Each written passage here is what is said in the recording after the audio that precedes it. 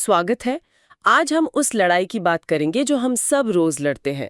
एक तरफ है हमारे बड़े बड़े सपने और दूसरी तरफ उस सुबह बिस्तर से खींच कर निकालने वाला अलार्म और उसका स्नूज बटन। ये लड़ाई है आत्म अनुशासन की, यानी सेल्फ डिसिप्लिन की। और इस लड़ाई को जीतने में हमारी मदद करने के लिए हमारे पास है डैनियल वॉल्टर की किताब द पावर ऑफ डिसिप्लिन। आज हम इसी की गहराई में उतरेंगे।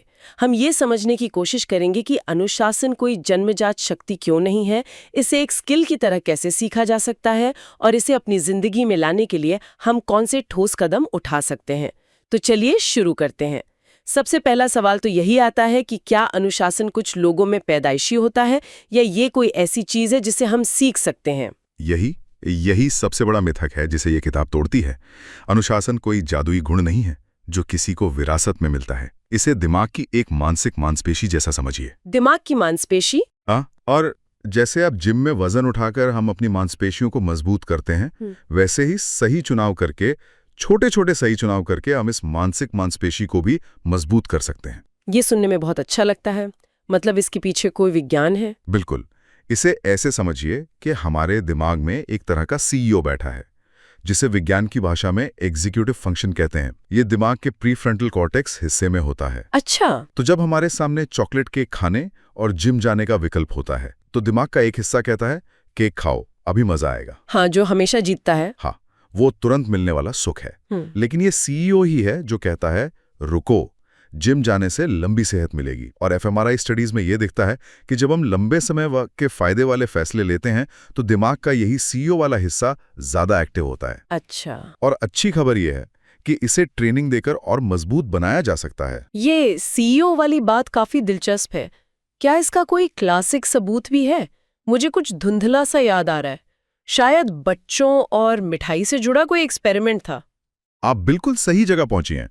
ये मशहूर स्टैनफोर्ड मार्शमेलो एक्सपेरिमेंट है। हाँ, मार्शमेलो एक्सपेरिमेंट।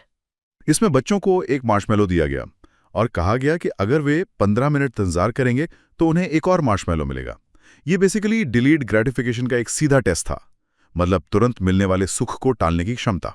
और नतीजे क्या थे? नतीजे कमाल के थे। जिन बच्चों ने इंतजार किया, बाद में जिंदगी के कई पहलुओं में, जैसे पढ़ाई और करियर में, वे ज्यादा सफल पाए गए। तो ये प्रयोग साबित करता है कि जो लोग अपने दिमाग के सीईओ को मजबूत बनाते हैं वो आगे बढ़ते हैं। बिल्कुल ठीक है, तो ये एक दिमाग की मांसपेशी है जिसे हम ट्रेन कर सकते हैं। लेकिन मेरी मांसपेशी तो दिन खत्म होते होते पूरी तरह थक जाती है।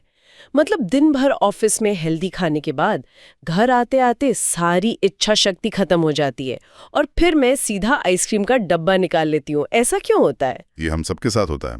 किताब में इसे विल पावर फटीग या इच्छा शक्ति की थकान कहा गया है। Will power fatigue? हाँ, मनोवैज्ञानिक विल बॉमिस्टर के काम का हवाला देते हुए लेखक समझाते हैं कि हमारी इच्छा शक्ति एक मोबाइल फोन की बैटरी की तरह है। अच्छा, ये एनालॉजी अच्छी है। सुबह ये 100% चार्ज होती है, लेकिन दिन भर के छोटे छोटे फैसलों और प्रलोभनों में, जैसे सोशल मीडिया चेक करना या बिल्कुल किसी बहस से बचना, जंक फूड को ना कहना, इन सब में ये बैटरी खर्च होती रहती है। और शाम तक जब बड़े और जरूरी कामों की बारी आती है तो बैटरी लगभग खत्म हो चुकी होती है। तो हम इस कीमती बैटरी को कैसे बचा सकते हैं? क्या इसका कोई पावर सेविंग मोड है? हाँ, और उसे किताब में विल पावर प्रोटेक्शन कहा गया है। इसका सिद्धांत बहुत सरल है। क्या है वो? प्रलोभन से लड़ने की जरूरत को ही खत्म कर दो। ऐसा माहौल बनाओ जहां गलत चुनाव करना मुश्किल हो और सही चुनाव करना आसान।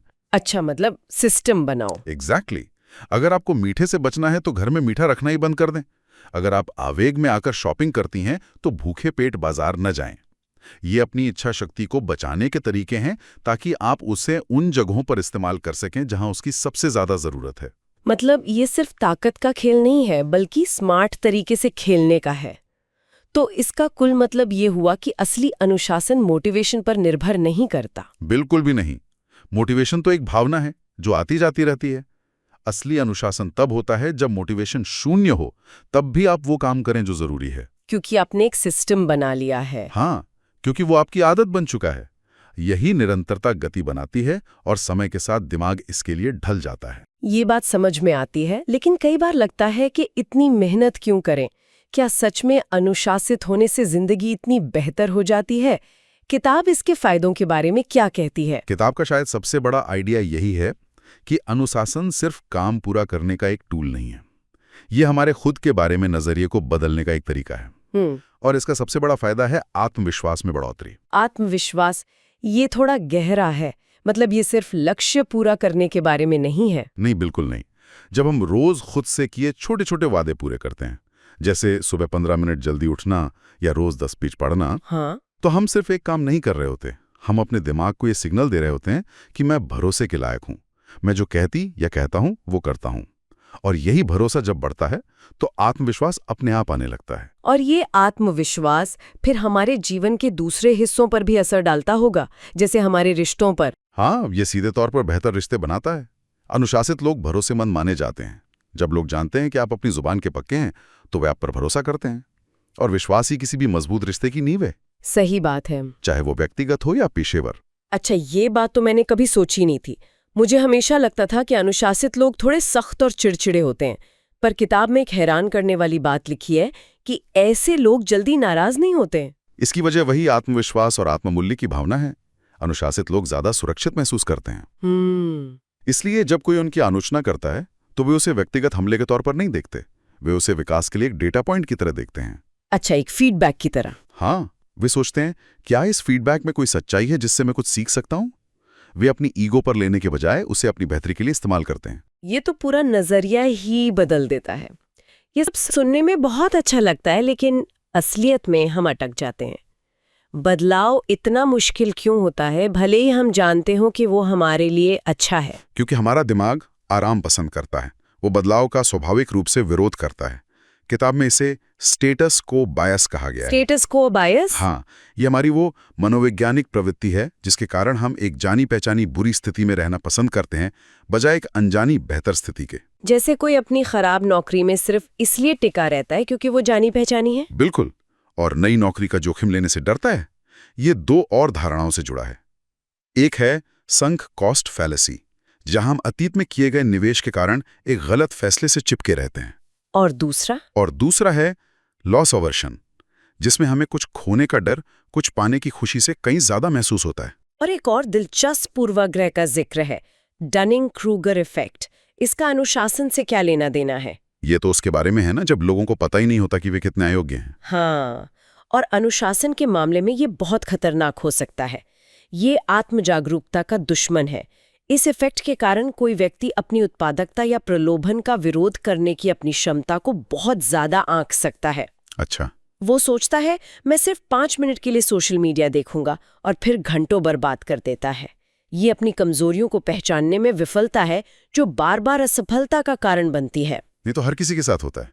तो इस ज्यादा आत्मविश्वास के जाल से कैसे बचें? इसका समाधान है अपने बारे में एक वैज्ञानिक की तरह सोचना, अपनी प्रगति को ट्रैक करें, डेटा इकट्ठा करें। हाँ, किसी ऐप या जर्नल का इस्तेमाल करें ताकि आपको पता चले कि आप असल में अपना समय कहाँ बिता रहे हैं। और दूसरों से फीडबैक मांगे, खासकर उन लोगों से जो उन क्षेत्रों में आपसे बेहतर हैं। इससे आपको अपनी क्षमताओं का सही अंदाजा होता है और आप मुगालते में नहीं रहते। ठीक है, तो हमने विज्ञान, फायदे और मनोवैज्ञानिक बाधाओं को समझ लिया है। अब सबसे जरूरी हिस्से पर आते हैं, इसे करना कैसे है? व्यवहारिक कदम क्या है? किताब इस बात पर बहुत जोर देती है कि अनुशासन कोई एक बड़ा नाटकीय बदलाव नहीं है। ये छोटी छोटी दैनिक आदतों का नतीजा है। आदतें हमारे चरित्र को आकार देती हैं। लक्ष्य यह है कि अच्छे कामों को इतना स्वाभाविक बना दिया जाए कि उन्हें करने के लिए इच्छा शक्ति की जरूरत ही न पड़े। चलिए कुछ आदतों पर बात करते हैं। सुबह की दिनचर्या यानी मॉर्निंग रूटीन की बहुत बात होती है, क्योंकि ये पूरे दिन की दिशा तय करती है। अगर आप सुबह उठते ही स्नूज बटन दबाती हैं तो आप अपने दिन की शुरुआत हार से कर रही हैं। सही बात है। किताब बराक ओबामा और ओप्रा विन्फ्रे जैसे लोगों का उदाहरण देती है जो अपनी सुबह की दिनचर्या को बहुत महत्व देते हैं, चाहे वो व्यायाम हो, ध्यान हो या कुछ पढ़ना। इसी तरह दिन का आखिरी घंटा भी उतना ही महत्वपूर्ण है। सोने से 1 घंटा पहले स्क्रीन बंद करना बेहतर नींद के लिए जरूरी है, जो अगले दिन की उत्पादकता का आधार है। और कौन सी सरल लेकिन शक्तिशाली आदतें हैं जिनका जिक्र किया गया है? किताब कई व्यावहारिक आदतों पर प्रकाश डालती है, जैसे कृतज्ञता का अभ्यास करना, हर दिन उन चीजों के बारे में सोचना या लिखना जिनके लिए आप आभारी हैं। ये आपके दिमाग को सकारात्मकता की ओर प्रशिक्षित करता है। दूसरा, दैनिक लक्ष्य निर्धारित करना। बड़े लक्ष्यों को छोटे प्रबंधनीय कामों में तोड़ना, ताकि काम भारी ना लगे। हाँ, और गति बनी रहे। तीसरा, अच्छी नींद लेना। इसे विलासिता नहीं बल्कि जरूरत समझना। और चौथा, संगठित रहना। एक साफ सुथरा माहौल दिमागी अव्यवस्था को कम करता है। और सुबह 8 बजे से पहले करने के लिए 2 खास आदतों पर जोर दिया गया है। हाँ, पहली है ध्यान या प्रार्थना, जो तनाव कम करने और ध्यान केंद्रित करने में मदद करती है। और दूसरी है पढ़ना। ये सिर्फ मनोरंजन के लिए नहीं बल्कि निरंतर सीखने और व्यक्तिगत विकास के लिए है। ये आदतें आपके दिन को प्रतिक्रियात्मक होने के बजाय सक्रिय बनाती हैं। किताब में नेवी सील से जुड़ा एक बहुत शक्तिशाली कॉन्सेप्ट भी है, 40% का नियम। ये सुनने में बहुत इंटेंस लगता है। ये है भी, लेकिन ये एक मानसिक मॉडल है। इसका मतलब है कि जब आपका दिमाग आपको रुकने के लिए कहता है, जब आपको लगता है कि आप पूरी तरह थक चुके हैं और एक कदम भी नहीं चल सकते हैं, हाँ, तो असल में आपने अपनी क्षमता का केवल 40% ही इस्तेमाल किया होता है। आपके पास अभी भी 60% बाकी है। मुझे यहाँ थोड़ा सा सवाल करना है, क्या इसमें खतरा नहीं है? मतलब कोई अगर सच में शारीरिक रूप से थक गया हो और इस नियम को मानकर खुद को और ज्यादा पुश करे तो उसे चोट भी तो लग सकती है। ये बहुत अच्छा सवाल है, और किताब ये साफ करती है कि ये नियम दर्द या चोट को नजरअंदाज करने के लिए नहीं है। अच्छा, ये नियम उस असुविधा या डिस्कम्फर्ट और उस मानसिक आवाज से आगे निकलने के लिए है जो बहुत जल्दी हार मान लेती है। ये अपनी मानी हुई सीमाओं को चुनौती देने के बारे में है। जब आप इस विचार को अपनाते हैं कि आप जितना सोचते हैं उससे कई ज्यादा सक्षम हैं, तो आपका आत्मविश्वास बढ़ता है और मुश्किल कामों में अनुशासन बनाए रखना आसान हो जाता है। तो जब हम इन सब बातों को एक साथ रखते हैं तो ऐसा लगता है कि मूल संदेश ये है कि अनुशासन सजा या प्रतिबंध के बारे में नहीं है। यह आदतों और प्रणालियों का एक ऐसा ढांचा बनाने के बारे में है जो आपके लक्ष्यों को प्राप्त करना लगभग स्वचालित बना दे। बिल्कुल, ये अपनी जैविक प्रवृत्तियों जैसे विल पावर की थकान और मनोवैज्ञानिक बाधाओं जैसे बदलाव का डर को समझने के बारे में है। और फिर रणनीतिक रूप से ऐसी दिनचर्या और माहौल बनाने के बारे में है जो हमारी इन कमजोरियों का सामना करने के बजाय उनके इर्द गिर्द काम करे। ये अपने खिलाफ नहीं बल्कि अपने लिए काम करने वाली एक प्रणाली बनाने जैसा है। एग्जैक्टली। और अंत में सुनने वालों के लिए एक विचार, स्रोत परिणाम से ज्यादा प्रक्रिया की शक्ति पर जोर देता है। हम अक्सर अपने लक्ष्यों से इतने जुड़े होते हैं कि हम उस यात्रा को भूल जाते हैं जो हमें वहां तक ले जाती है। क्या होगा अगर असली जीत सिर्फ लक्ष्य हासिल करना नहीं है बल्कि उस प्रक्रिया के दौरान ऐसा व्यक्ति बनना है जो उस लक्ष्य को हासिल कर सकता है? आज ऐसा कौन सा छोटा निरंतर कार्य किया जा सकता है जो सिर्फ भविष्य के परिणाम के लिए नहीं बल्कि उस व्यक्ति के लिए हो जो वह हमें इसी क्षण में बनने में मदद करता है?